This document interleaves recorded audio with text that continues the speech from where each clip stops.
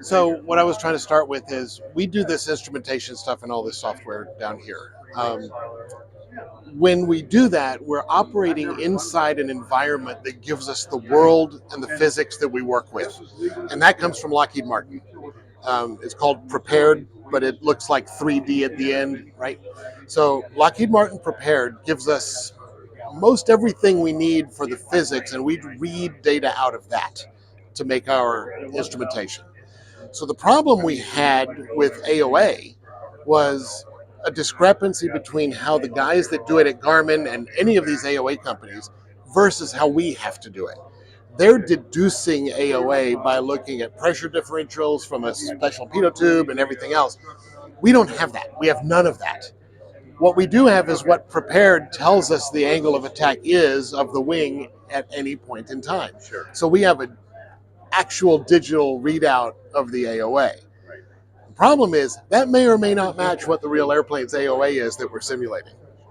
So we have a lot of now introduction of variables that make this instrument hard to make work the way the real one works. You start to get it? Now I understand why, Yeah.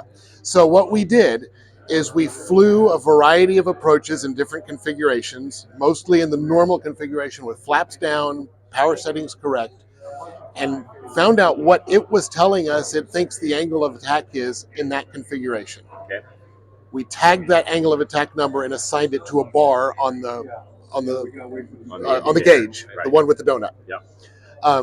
And then in all the other phases of flight, we took it all the way up to full stall and down to where we had no possibility of stall, and allocated angles of attack to each of those bars. So we can calibrate it to any of those. And if somebody thinks it's off, we just change the numbers we have assigned to a bar, Sure. right? But we're limited to the numbers that Lockheed's telling us. So any discrepancies between how it would really fly in an airplane and how it flies here is because of that. Right. So I wanted to make sure you have that in your head before we start playing with it. Got it. Got it? Got it. Yep. Okay. Yeah. Good. So the instrument is here. It's just a simulation of the Garmin GI 260. We can make that look like anything, but that's not a quick change. It's a graphical change. So there's code involved there.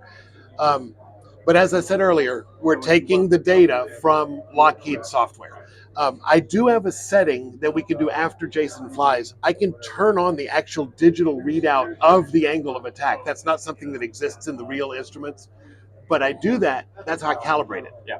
Right? Yeah. So you can see it if you ever need to adjust it. Yeah. Right. But with that knowledge, jump in here and fly for a little bit. And what I would suggest is get in there, for starters, get yourself configured for an approach to landing just in the air. Just do it up here. Yeah, I always introduce people to AOA just by saying, we're just flying level. I just want you to slow it down and let's do a power off stall. Yep. And just watch this indicator as it does it. Yeah. Now, the one other thing I want to add is about the stall characteristics of these Redbirds. Okay. Of Lockheed Martin, not the Redbird. So every simulator that's using Lockheed Martin software is going to be subject to the same thing. They're really designed as a task trainer for regimes of flight that are more normal. When you get into stalls, it's not going to stall like a 172 will stall. I can't get it to flip over if you're cross-controlled and you do something stupid. Not in its natural form. But remember I said we write software that's behind this thing? Right. We can take over the flight dynamics. So if it ever comes to the point where we want to simulate something more dynamic, we can do that. But that takes a whole other level of work, and we didn't have time in this. We don't need that. We don't need any of that. We don't need that. Matter of fact, as long as it looks like it's stalling, right. That's when we're done. That's my opinion too. That's right. But I did sit in here yesterday and saw 3 different flight instructors trying to put through a regime of stall experiments. Tell them to go get a cup of coffee. Or go get in the real airplane, right? Right. This is a simulator. Right.